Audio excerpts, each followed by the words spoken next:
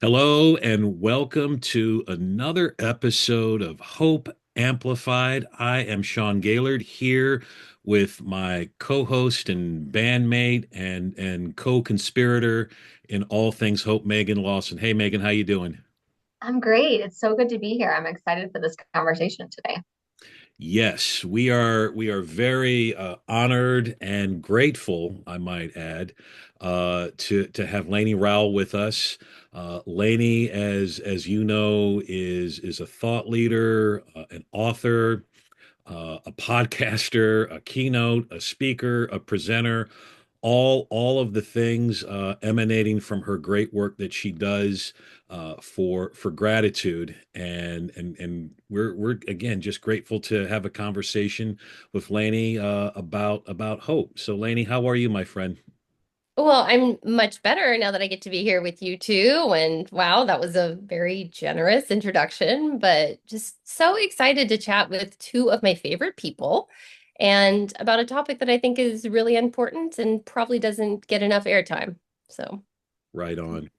For those, Laney, who may not be familiar with the calculus that you have designed for gratitude, for those that are tuning in that may not be familiar, I'd love for you to just kind of do an elevator pitch, if you will, for your work in gratitude, and then we're going to connect it to our work in hope.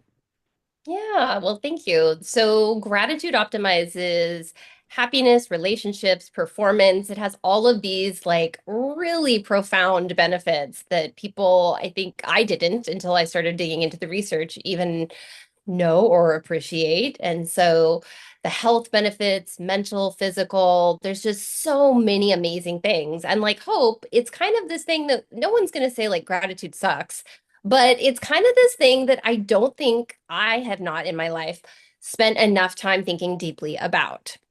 And so basically when shutdown happened with COVID, that was a hard day for everyone and like on a poor pity me situation, like that was the day that my first book came out. And so there was all this tragedy in the world and I knew that, but on this very personal level, I was like, this is terrible. And I really just kind of fell into this bit of despair. I mean, I don't even feel like that's too strong of a word.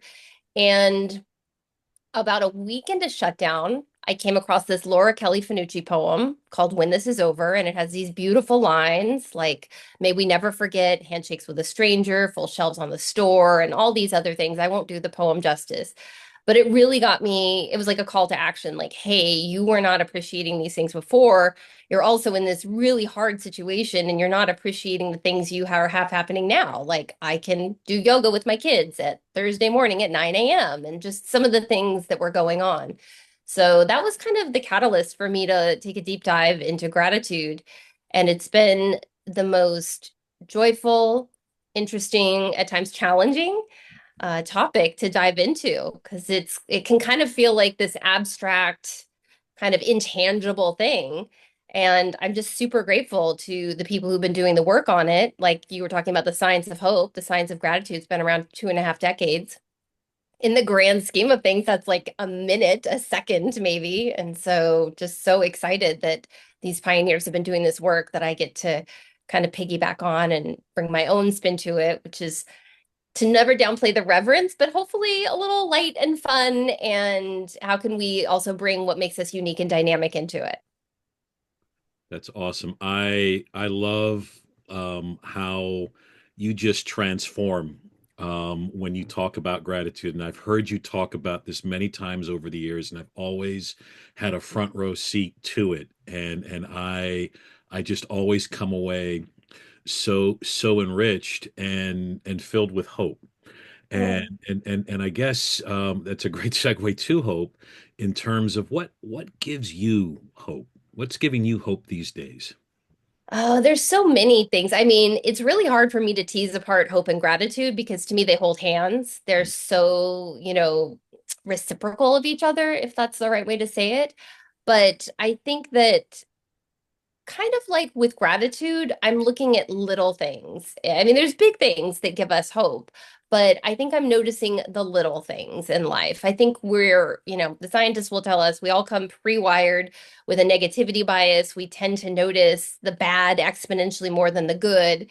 And through practicing gratitude, I have been able to notice the small little things, whether it's like my little 11-year-old son coming up and giving me a hug for no reason. I mean, those are things that give me both gratitude and hope. And so I love it. I do want to share with you, if you guys are open to it. I Please. couldn't help. I came across this a while ago, and when you all started talking about hope, I have to share this if you're okay with it. It's from Brother David Steindl-Rast, who is one of the world's leading gratitude experts from a more spiritual side. He Mhm. is religious, but spiritual doesn't have to mean religious. So are you okay if I share this really quickly? Absolutely. Okay. So I thought you might enjoy this. So there is a close connection between hope and hopes, but we must not confuse the two. We set our hopes on something we can imagine, but hope is open for the unimaginable. The opposite of hopes is hopelessness. The opposite of hope is despair. One can cling desperately to one's hope, but even in a hopeless situation, hope remains open for surprise. It is surprise that links hope with gratefulness. To the grateful heart, every gift is surprising. Hope is openness for surprise.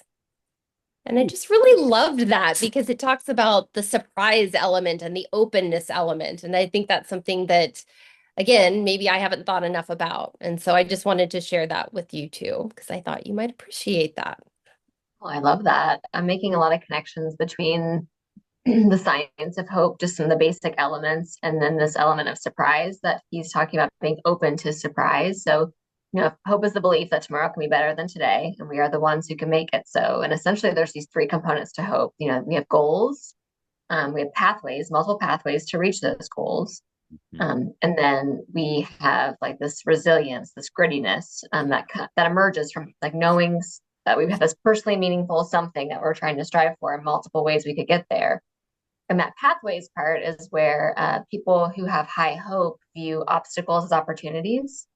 And so that's where I see the connection, right? Like obstacles as opportunities, like obstacles also can be surprises that we can be grateful for that then lead us to opportunities to that next something that we didn't expect when Yeah. we remain open to allowing that to be true. And there's an article I read recently called Willing to be Disturbed. I don't know if you've heard of that Oh, one, but no, it's but I called love that. Disturbed. That's a great title. I do too. Yeah, Yeah. and essentially, in this article, I wish I could remember the author's name, but I can look it up. It's a lot. It's a lot about listening and creating a culture of curiosity. And so and this author says, it's not our judgments that divide us. It's or not our differences that divide us. It's our judgments about those Yeah, differences, right? that's so good. That reminds me, have you heard of that? It's like a Taoist story about the farmer who meets fortune and misfortune. And it's like one line of it is like, your horse ran away. That's terrible. And he's Oh like, yeah. maybe, maybe not. We'll see. And then the horse comes back and it's brought other horses with it. And they're like, oh my gosh, you're so fortunate. And he's like, maybe, maybe not. We'll see. And it's like, and to me, that was like a direct connection to what Brother David Steindl-Rast said, and just kind of thinking about hope in general is just you have to be open to maybe the bad thing is going to happen, and then there's something on the other side of it that could be good for you, meant for you, even better for you. And I think that's just such a lovely way to live, to stop. I rush to judgment on a lot of things. Like that's something I have to try and overcome. And so stop rushing to judging it. Like just be open to it. There's this, oh, I wish I could. He's a meditation expert and he has the line, he goes, this is the curriculum. And I love it. Like when something comes his way, he just says, this is the curriculum. Like this is what's meant for his life right now. And he has to just kind of embrace it. Doesn't necessarily have to be happy with it, but learn from it and move forward. And I think that's what we need to keep hope alive. That's beautiful. It really is, and I just did a quick Google check on "Willing to Be Disturbed," and we can put the link in the show notes. But Margaret J. Wheatley That's uh, right. is the author. So thanks for sharing that, Megan. You know, one of the things in Megan's work, if you recall from Legacy of Learning, no pop quiz here, Laney, but Which Megan's is a beautiful book. I mean, you both are such tremendous and prolific writers. Like, just thank you for putting that work out there. It's hard. Writing is hard.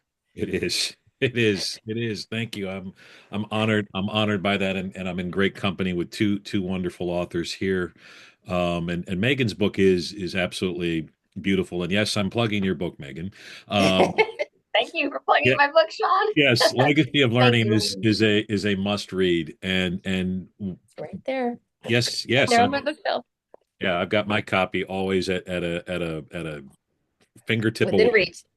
So, but one of the things about in that book is she talks about small moves, right? And the mosquito moves and those things. And that also very much aligns, with the beautifully wrought simplicity of gratitude and the work in Mhm. which you share. It's like gratitude does not have to be a mountaintop thing. Hope is not a mountaintop thing. There is something aspirational about hope and gratitude. And one of the things I love about your work and reading Evolving with Gratitude is how you provide very practical tips and moves, small Mm. moves to build this tapestry of gratitude.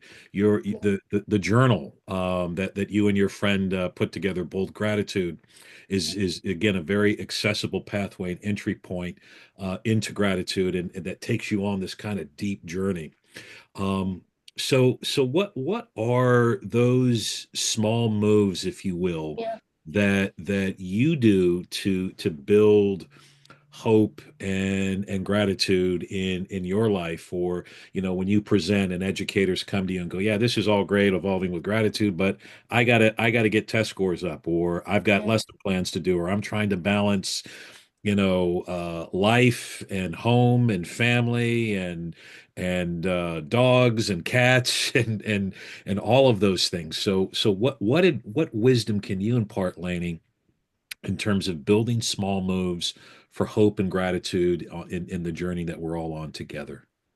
Yeah, well, I mean, again, there are so many brilliant people who have done the work that I get to try and put into practice and help other people put into practice. And of course, we never want to minimize the hard. I completely appreciate the things that people on the front line are going through. We all have it. A great life doesn't mean we don't have bad days, and that's fine. But I do feel like, and one of the things I love with hope is this component of agency. And so, what are the little things, like you said, John, the small moves? And I have a lot of gratitude practices. There's one I just posted about on Instagram, prospective gratitude. What are you looking forward to in a few hours, in a few days, in a few weeks, in a few months, in a few years? And like, use that as a practice. Write down. That's definitely something that's going to help you, cultivate that hope and gratitude. And then if you want to zoom out a little bit, not to a specific practice, I would lean to Dr. Husong and her team out of University of North Carolina talking about the protocol. I know, Sean, I talk about them all the time. It's not just for you, but in honor of you as well. And they have a protocol: notice, think, feel, and do as the four components of gratitude. So first you have to notice. If you want a small step, just start noticing. I mean, really, that is a really good move to overcome your negativity bias, because by default, you will notice all the things. This is how we were wired. We're going to notice all the bad things in our life. If you want to cultivate a gratefulness, a grateful disposition, as I would say, and hope, start looking for the good, the little things. The person who pushes the shopping cart into the stall when someone else forgot to, Hmm. the kind stranger who helps someone across the street. And do these things yourself, because there's a lot of things that gratitude and hope have in common. And one of them is they're contagious. Another is they can be cultivated. I mean, they're these master virtues, if you will, that when you cultivate them, the ripple effects are just tremendous. And so I get really excited about how it is actually small moves that make a big difference. And I think that I mean, like I could get into a ton of different practices. One of the things I always try and make sure people understand is that there's no one practice for one person, no one practice that's better than any other practice. I do say that a universal is if you can get into the notice, think, feel, and do. So notice what good is in your life. Mm. Notice did it come from potentially other people? Really think about how it came to you and how does that make you feel? And then is there something I could do in the world that would make it a better place? It could be directly reciprocal to something that was done for you, but I like the pay it forward mode too, because sometimes when we try and reciprocate, we take people's joy away for what they've given us. And I'm someone who struggles with indebtedness. And so one of my strategies for getting over that indebtedness, when someone does something nice for me, I do something nice for someone else. It doesn't take away the joy from the person who gave to me, and it pushes that joy out to someone else. So I don't know. Did I answer the question? Totally, Well, I think totally, so. totally did. I mean, I personally have been deeply impacted by your work, Lainey, and I brought many of the strategies from evolving with gratitude into my school district in the previous role that I was in, and actually wrote about one of the strategies specifically in Legacy of Learning, which has strong connection to what you just described. But if you wouldn't mind telling everyone a little bit about savoring walks, I think Oh, um, yeah. people might like to know about that strategy as well. Yeah, I mean, savoring in general is a great thing. So, like, I have this amazing cup of tea. It's not coffee because I was already so excited to talk to the two of you. I thought if I had even a trace amount of caffeine, I would be bouncing off the wall. So, this is a decaf, decaf cup of tea. But it's this just warm, lovely cup that it's delicious. It's in my favorite mug. Not today, Satan, not today, and I can just sit here and savor it. And I can do that without, when we hang up, I'll continue to savor it. But a savoring walk is where you go out into nature. It can also be called an awe walk because it will inspire awe. Is just go out. You don't have to be in the middle of nowhere. You could be in a busy, urban space and just notice. If you're somewhere where it's really congested, notice the honking and the sound of the cars driving by and any other noises, and just really appreciate them and see them in a way that you notice the rare beauty of the things rather than, like the things that might be annoying. So, like a horn honking might be annoying, but you could think of it like, well, that's an interesting sound. I hope they're having a good day. And, I thank goodness we have horns on cars because they prevent us from getting in accidents. And, like, you know what I mean? And not to be like toxic positivity or anything like that, but just like trying to put a new lens on when you go out into your world and seeing all the good. I mean, I just another nod to I'm sorry, to Brother David Snittle Rast when he talks about like, look at the sky, look up at the sky. The clouds will never be in the exact same formation. Watch them move. And he just like, imagine this is your first day and your last day. And you really notice things so differently. So that's one of my favorite practice. Any savoring practice to me is a joyful one, but the savoring walk is a really lovely one because you also get your exercise, right? You're actually reminding me of my good friend, Dr. Tim Kubik. He's co-founder of Project ARC. But when I brought him into our district to do some project-based learning work with groups of teachers, he said something I'll never forget in his kickoff. And that was just simply look around this room. This exact combination of people may never be sharing space again. Yeah. So Mm. that's special, that's unique, and like we're going to treat it like it's special today. And it was such a great way to sort of norm us about like how we're going to show up. That if I'm treating it like it's special, I'm probably going to half mask my laptop and I'm going to be in the moment with people in conversation, just sort of savoring who's in that space with us. So that was just a great way to acknowledge the savoring of relationship and connection in the spaces that we're in too. I love that. And even if let's say the same group of people did happen to be in the same room, they're not going to be in the same state of emotion. There's going to be different things happening in their lives. Like that's just how, and impermanence is something that I think about often. It's just how, yes, these things can be fleeting. And how do we savor them while we have them? I think that's an easy thing to do as educators and parents because we see things changing kind of quickly around us. And so we want to like capture them. And I think about like I was in the classroom for years. When it was my last year in the classroom, I didn't know it was my last year in the classroom. I Yeah. didn't savor that last first day of school. I didn't savor that last day of school. You know what I mean? So it's like if I could go back in time, I wouldn't let those moments pass by. I tend to be someone who likes to check things off the list. I would have been less of a taskmaster and more present and appreciative of those moments that were so special. I think I did it sometimes, but I could have done it a lot more. That's so powerful. And as I hear all of this, and I love that you brought up the savoring walk practice, Megan, and thank you for sharing it, Lainey, because I've adapted that to music.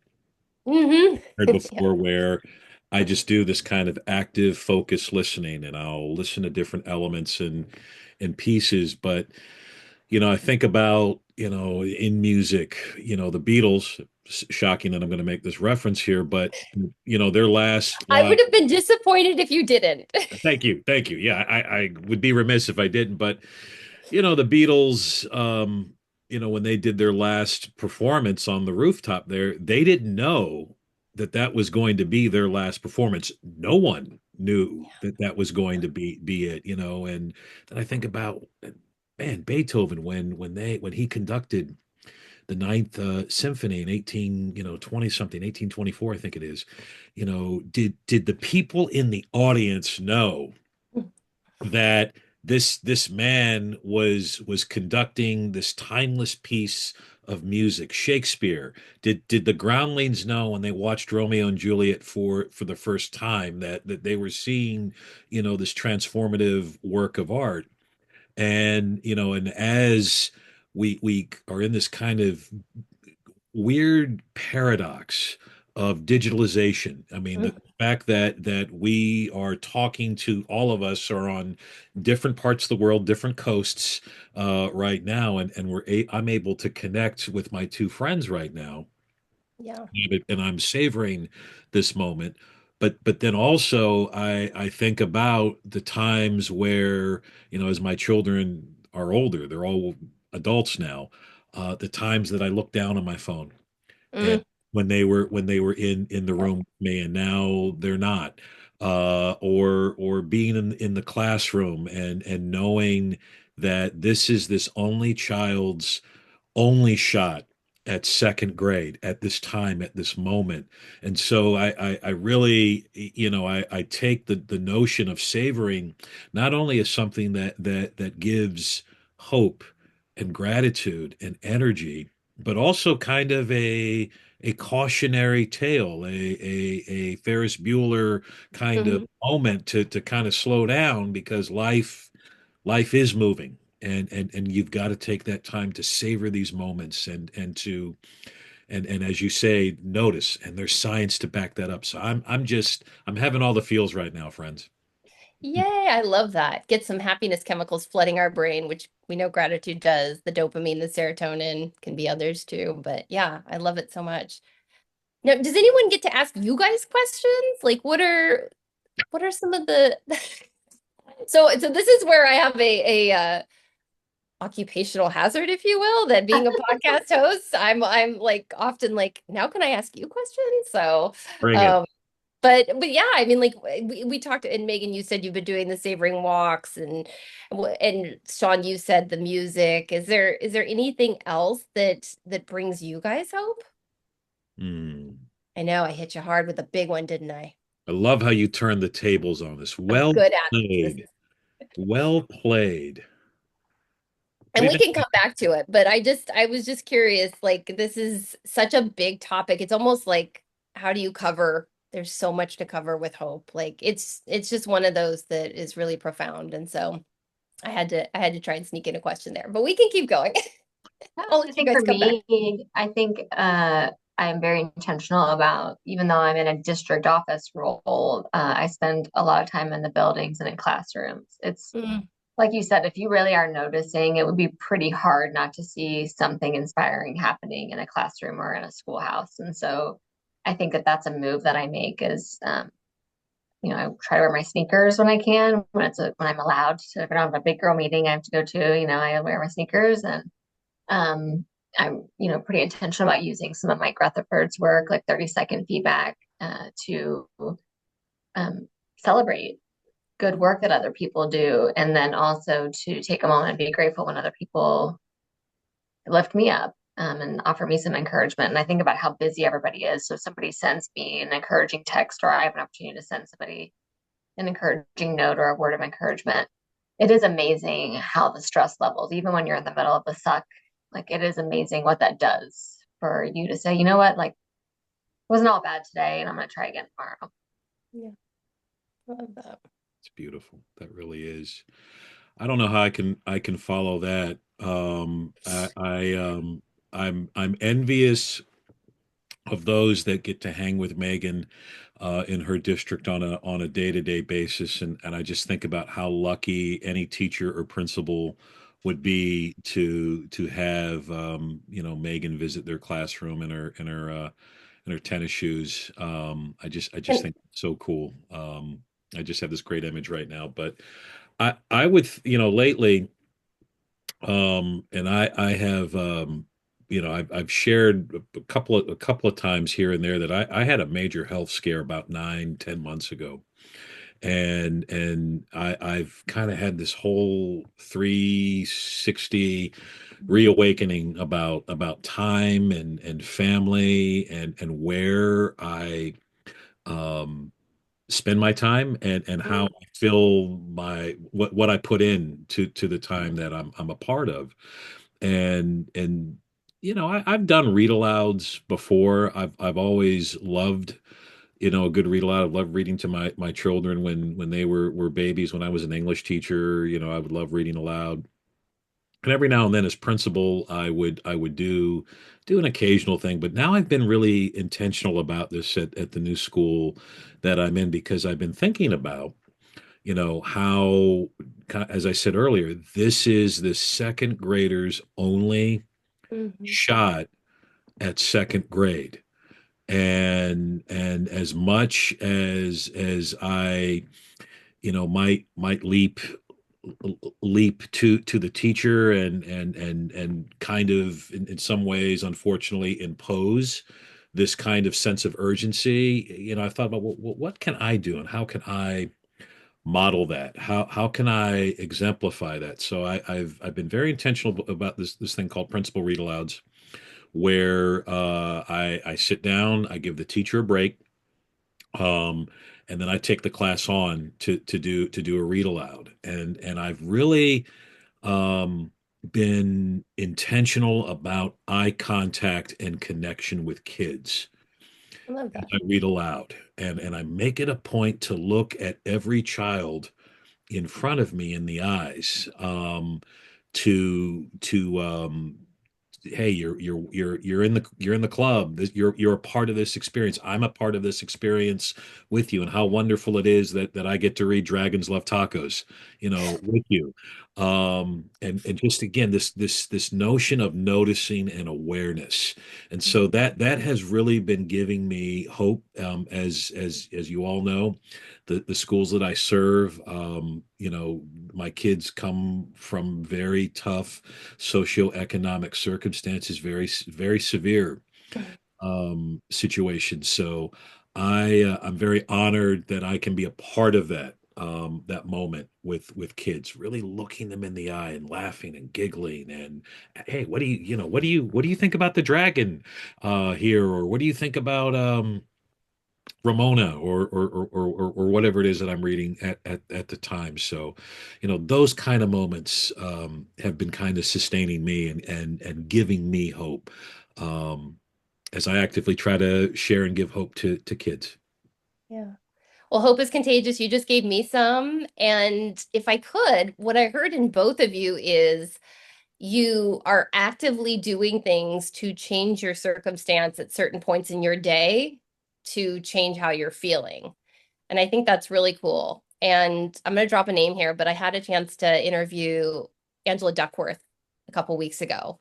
And Right. most people will know her for her book and her TED Talk on grit.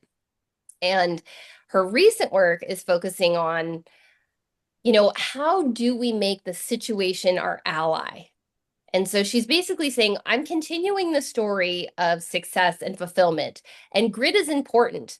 But even the grittiest person, if you put them in a bad situation, in a bad environment, in a bad circumstance, they're not going to truly shine. And so I think of that in respect to hope is that you both are actively making the circumstance your ally, the situation your ally by Meghan putting on the tennis shoes and getting around campus to see the things that bring you hope. And Sean, this practice of the read aloud is something that brings you hope. You have this connection and you're making sure everyone feels that sense of belonging.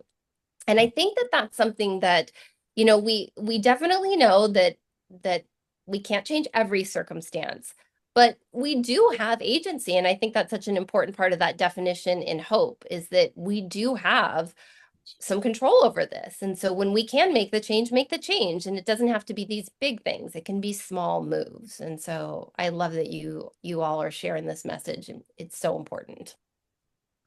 Grateful for the question, Lainey, and always, gosh, I mean, I'm always enriched with you. I really am, and I know Megan feels the same way. We're both just grateful, and speaking of names and speaking of people, and you've mentioned just about three or four different names and folks that have served as emblems for you, whether it's in gratitude or hope or what have you. But who are those in the space, whatever space, Yeah. whether it's educational or not, that kind of give you hope or are doing the work of hope, so that those who are listening may go, oh, I want to check out that person. And I know there are probably folks right now who are taking note of the names and works that you've mentioned. I always do, because you're just this beautiful compendium of information and resources. I love it. You're very nice. Well, I have to give a shout out to our mutual friend, Stacey Ross Cohen, because Stacey Ross Cohen was the one who made the introduction. And because of that, I am a contributor to Thrive Global. And that is why she nudged me, because for a long time I was writing about my own stuff, and which was great. And I was happy to do it. But she's like, you have a platform where you could interview these people. And I'm like, really? And I am so grateful to because I am, my degree is in psychology. I moved into working in schools as a teacher because kids give me hope. So that's obviously first and foremost why I became an educator. But in addition to kids giving me hope, my peers and my role models give me hope. And so whether I think back to these amazing principals that I got to work with who would give me these opportunities that I don't think I deserved, but they saw something in me and that was so generous of them. But now that and there's so many I could list, but in this current role, there's been so many people who I'm just Lainie and I just reach out and I say, hey, can I interview you for this article in the podcast? And people who I've idolized for years, if not decades, have said yes to me. And I am just so grateful to them. I want to say a special thank you to Dr. Lori Santos, who is at Yale. She is the podcast host for the Happiness Lab.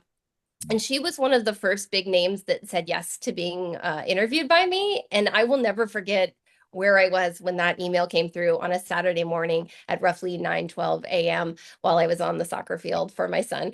And I stood there shaking, like, I get to interview Lori Santos, who has really operationalized happiness in a way that is very accessible. And so I am very grateful. And these social scientists who a little bit of a risk for them to step away from just doing the research, just doing the academic journals. They step away from that and put things out for the mainstream.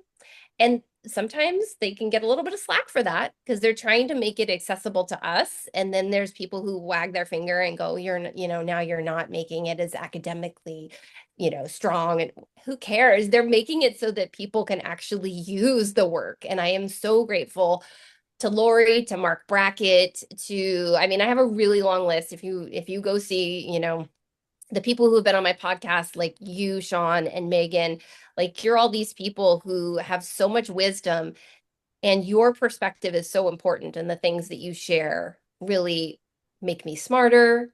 They give me hope and gratitude. So the list would be long, but I had to throw out a couple names of people who recently have really helped me. Lainey, you and Sean are so good about elevating the work of other people and giving people a platform to share their voice and celebrating the work of others. And it's such a great model for so many of us. And and Sean, as you were telling your story about the principalship and doing the storytelling in classrooms, and I think in the making of eye contact, I saw that really touched Lainey as well and her reaction to that. I think as a student who, much like many of the students in your school, experienced a lot of trauma in my childhood, I can remember feeling so drawn to the adults that made me feel seen and made me feel special. Like there was something in me that was gonna matter, make a difference. And I think like you're doing that too, Lainey, like every one of those people that come on, even if they're somebody you idolize, you're still making them feel seen and appreciated for the value that they bring. And I just think the more other people can do that, the more hope we have that we are building a better future for others. I appreciate that. And I have gotten a sense, I have gotten a lot of gratitude from the people that I interview because, and this is not even a humble brag, this is just a brag, but I really do make them feel so like appreciated. And I think what's interesting is I think that actually people who maybe have gotten a lot of public accolades or public appreciation maybe actually don't get that as often in small interactions as you think, because I think that sometimes people assume they're good. They don't need to hear the nice things about them. And so with some of these people I have been interviewing who are kind of known by, it's hard to be a household name nowadays, but unless you're Taylor Swift. But they've been really appreciative to hear that their work has had an impact on me because I don't think that they necessarily get it, like I said, in smaller interactions as much as they maybe do publicly. So something I've been trying to do. So thanks, Megan. Hmm.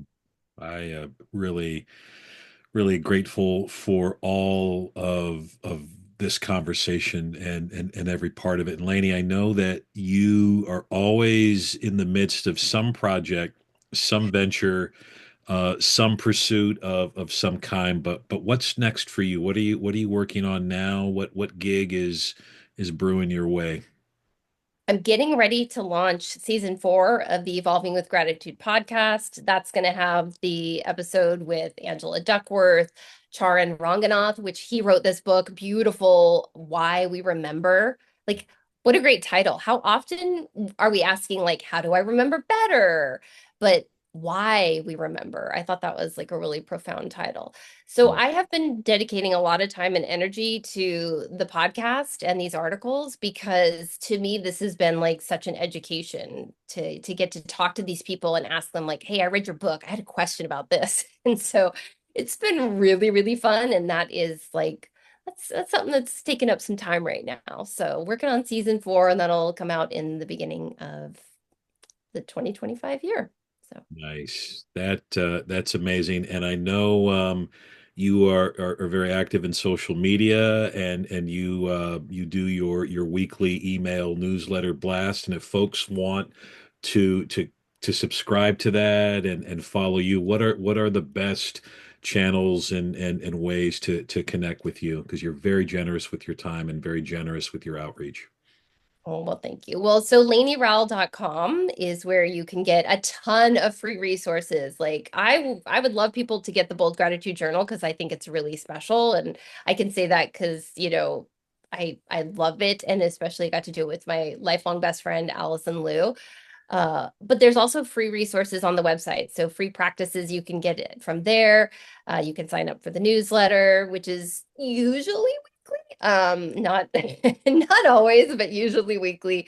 Yeah. And yeah, I would love to. And just, on the socials, I'm Lainie Rowell across the socials. I will say I do, when I hear people talk really negatively about social media, I feel like they might have a very experience in social media than I do, but that's because, and I believe this of you and Sean and you, Megan, and you can correct me if I'm wrong, but I am very intentional in how I use my social media because social media will keep feeding you the things you put your eyeballs on, the things you like, the things you save. And so I am very intentional. And sometimes I'll be like going through Instagram reels with my kids and I'm like, nope, fast, because like I don't want any more of that kind of content. Mhm. And not just because of my little ones, but I really want to make sure that I'm curating a space that is about gratitude and hope. And yeah, so I'm very intentional in that space. And I think we can do that. I try and put good things out. I try and pay attention to good things. I think you and I share a very similar taste in Instagram content. I noticed that we both are very drawn to the fun, endearing, cute animal or kid videos. We both seem to very much so like humorous little fun little tidbits that involve both of those groups. Yeah, I feel like you and I have a tendency to like post in our story something that just like got us, whether it made us just laugh, cry, or just warm the heart. So I feel like you and I tend to be like sending reactions to each other because we like get it. We like, yep, girl, that one got me too. So yeah, I love it. Just as I could not, go far without making a Beatles reference, Megan cannot go far without making some sort of small furry I was animal gonna say, yeah, reference. You can't make it. I'm just saying. It is who cat I or am. cat adjacent. Yes, I know. I'm very I'm much here. so about the cat content. That is for sure. And I stand by what I'm about to say, and that is that I don't know that any group of living creature has benefited more from the internet than cats. So true. It was so true. Oh my gosh. Yeah, you'll get a nice little a little hit of gosh, what is the happiness chemical from cat videos? Is it it's the love one, oxytocin. Yeah, That's the because one. I cats mean, have you can gotten get such both. a bad rap. I mean, we're gonna go on a little tangent, but I'll keep it short. I mean, they've gotten such a bad rap over the years, and you didn't previously get to see a lot of cats because they were tucked away in people's homes. They don't go on walks typically on leashes or travel with people to other people's homes. So then the internet brought everybody into everyone's home, and now you get to see the Oh, they're amazing here. world that is cats. They're here to stay, and I'm here for it. And Sean, I just want to say, I love when you post about what you're listening to because it just is just a reminder to savor those little things. And music is one of the best things to savor, in my opinion. It's also one that we tend to not savor. It's one that we tend to have in the background. And I think that if you want to pick up a new savoring practice, do 5 minutes of listening to a song and doing nothing else. Like, I think that's a great practice. Yes, I can't be near the cats because I'm allergic to them, and so I have my vinyl, and but I appreciate you picking up on that, So but I get great amusement from both y'all's Instagram feeds because there's this, yeah, I can kind of see this kind of this transatlantic or transcontinental rather dialogue that goes on. So I think but to me, and I know this is just a total rabbit hole, but and hopefully people are still tuning in. But Megan, one of the best posts that you have ever made or you found is like everybody, all the Megans need to get together Oh yeah, because of all the different spellings. And Lainie is probably, you're probably not all that far behind because I know that there's a famous actor Lainie slash did. singer who does not spell Laney the way that you spell it, and so I'm sure that that's added to confusion. I know Sean, we've all got to get yes, together in a room, and we all the Laneys need to get in a room and figure it out, and just this is the definitive spelling. Laney, it should be yours. Megan, it should be your definitive spelling, and Sean, it should be mine. That's just the you. way. I'm here for it. Do we have quorum? Let's vote now. We're Yeah, representing our respective names, and now we have given hope, and we will be grateful for those that have misspellings of our names, and that's okay. We're grateful for you. I But vividly remember that post. It was a golden one. I love it. I'm here for it. What was ironic is Sean and I stumbled into the one about the Megans, and then a week later I found the one about the Seans, and I was like, Yes. okay, we are clearly supposed to be able to laugh about this. Yeah. It's a good one. Well, anyway, as we wrap up in and just stay savoring this moment of frivolity, Lainie, thank you so much for joining us and amplifying hope not only for us but for all those who are listening and tuning in. I'm so happy to be here with you all. I could talk to you all for hours, but I know we might just go down further rabbit holes, and I probably took us down them. But at any rate, I am so thankful you all are talking about this, and I thank you for putting this out in the world. We appreciate you so much, Lainie. Thank you for being here with us today. Absolutely. Lainie Rowell, we are grateful for you, and we are also grateful for all those who are listening and tuning in. Do not forget to amplify hope for each other and our world. This is Sean Gaillard with Meghan Lawson, with our wonderful and amazing friend Lainie Rowell. Thank you so much for tuning in to Hope Amplified.